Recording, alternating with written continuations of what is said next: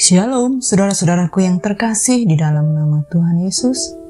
Senang sekali kita dapat berjumpa kembali pada hari ini, Rabu 22 November 2023. Nah, saudara-saudaraku, kita sungguh bersyukur kepada Allah yang hidup. Oleh karena kasih-Nya, kita masih diberi kesempatan untuk dapat menyenangkan hati Tuhan, dan kita boleh melakukan aktivitas kita sepanjang hari ini. Nah, saudaraku, saya menyapa dari Palembang bagi kita semua dan menyatakan kebenaran Allah melalui firman-Nya. Dan saat ini kita bersama-sama akan merenungkan firman Tuhan. Sebelum kita masuk lebih dalam, mari kita satukan hati kita dan kita berdoa. Bapa kami yang di surga, dikuduskanlah nama-Mu, datanglah kerajaan-Mu, dan jadilah kehendak-Mu di dalam hidup kami seperti di surga. Kami sungguh bersyukur ya Bapa kalau hari ini kami datang kepada Tuhan. Kami rindu untuk mendengarkan kebenaran firman-Mu. Urapi setiap kami, penuhi kami, sehingga kami sungguh-sungguh dapat memperhatikan, memahami, dan mengerti firman Tuhan. Terima kasih Bapa, Roh Kudus mengajar dan menolong kami. Hanya di dalam nama Tuhan Yesus kami siap mendengar firman-Mu. Amin. Nah, saudara-saudaraku yang terkasih, kita boleh belajar kebenaran firman Tuhan pada ini yang berjudul, Layakkah kita marah? Firman Tuhan hari ini tertulis di dalam Yunus 4 ayat 6 sampai dengan 11. Mari saudara-saudaraku, saya mengajak kita untuk dapat membaca Alkitab kita bersama-sama. Yunus 4 ayat 6 sampai 11.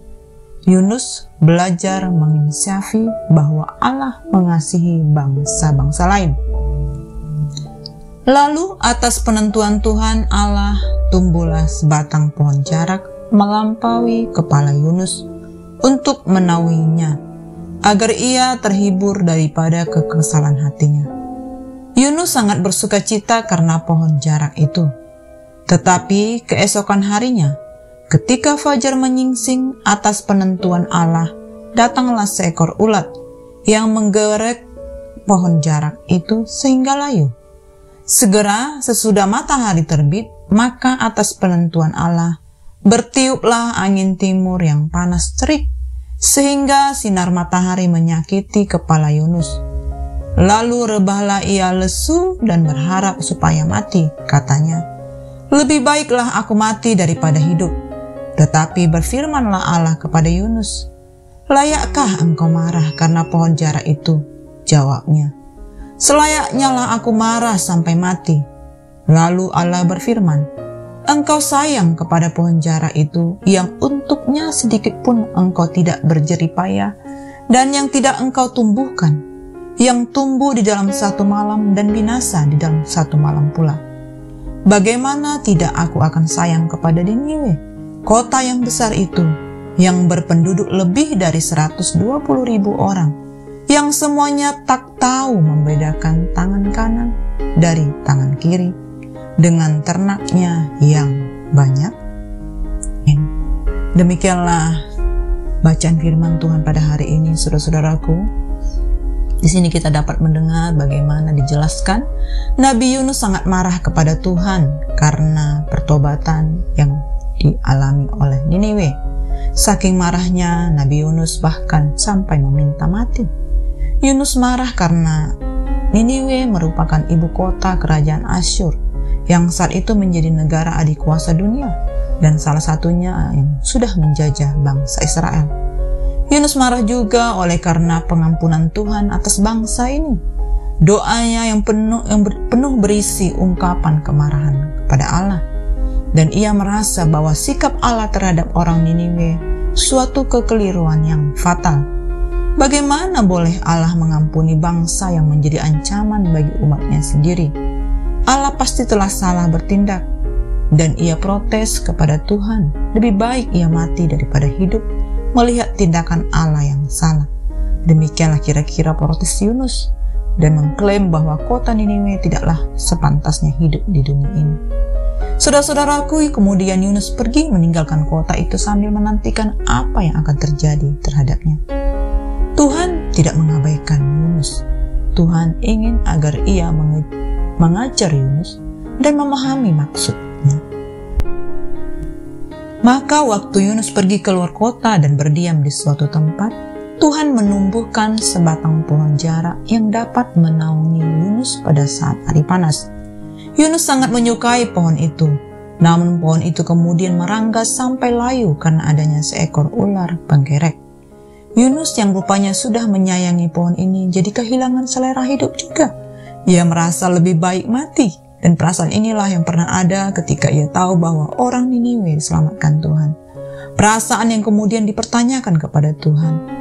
Dan jika Yunus menyayangkan kematian sebatang pohon yang tidak dia tanam, maka bukankah seharusnya Yunus memahami juga kasih sayang Allah kepada manusia yang sudah diciptakannya? Seharusnya lah Yunus memahami belas kasihan Allah atas orang Niniwe, sehingga ia begitu ingin menyelamatkan mereka. Saudara-saudaraku, melalui kisah Yunus ini memperlihatkan kepada kita bagaimana seorang hamba Tuhan yang hatinya tidak tersentuh oleh hasrat hati Allah untuk menyelamatkan orang-orang yang terhilang. Bagaimana dengan kita sendiri? Apakah kita lebih tertarik kepada kenyamanan dan kesenangan diri sendiri daripada melihat kebutuhan begitu banyak jiwa yang terhilang karena tidak mengenal kasih Kristus, Tuhan kita? Lihatlah dunia melalui mata Allah dan mintalah Allah menyegarkan penglihatan kita agar setiap mereka yang mengalami setiap perasaan-perasaan yang dialami seperti Yunus, dan mereka akan merasakan kasih Allah mengalir dan memenuhi hidup. Nah, saudara-saudaraku, secara keseluruhan kita belajar melalui kitab Yunus ini bagaimana Allah mengasihi semua umat manusia tanpa terkecuali. Semua bangsa dan semua orang adalah objek kasih Allah. Jika demikian faktanya tidak ada yang dapat kita lakukan kecuali menerima dan berada dalam kasih Allah itu. Dan juga kita dapat belajar untuk menyaksikan betapa besarnya kasih Allah kepada manusia. Dan kita harus selalu bisa memberikan kesempatan kedua kepada orang yang melakukan kesalahan kepada kita, untuk tujuan agar mereka nantinya hidup di dalam kebenaran. Bukan malah kita menghakimi ataupun mengucilkan mereka. Dan yang semestinya itu bukanlah wewenang kita. Nah, saudaraku, jadilah pribadi yang selalu berfokus untuk mendatangkan damai sejahtera bagi orang lain. Amin. Demikianlah renungan firman Tuhan hari ini, saudara-saudaraku. Mari kita satukan hati dan kita tutup di dalam doa. Kami sungguh bersyukur ya Bapa buat firman-Mu yang kami sudah dengar. Kami percaya Engkau Allah yang sungguh penuh dengan anugerah. Ampuni kami kalau selama ini kami ego dengan diri kami tidak memperhatikan kebutuhan orang lain. Tuhan, kuduskan kami, biar kami memperhatikan dan kami mau berbelas kasih bagi jiwa-jiwa, sehingga mereka mengenal Allah. Terima kasih Bapa, ini doa kami mau melakukan aktivitas sepanjang hari ini. Berkati kami buat berhasil apa yang kami lakukan. Terpujilah nama-Mu, hanya di dalam nama Tuhan Yesus kami berdoa. Amin. Semangat pagi, semangat beraktivitas, Tuhan Yesus memberkati.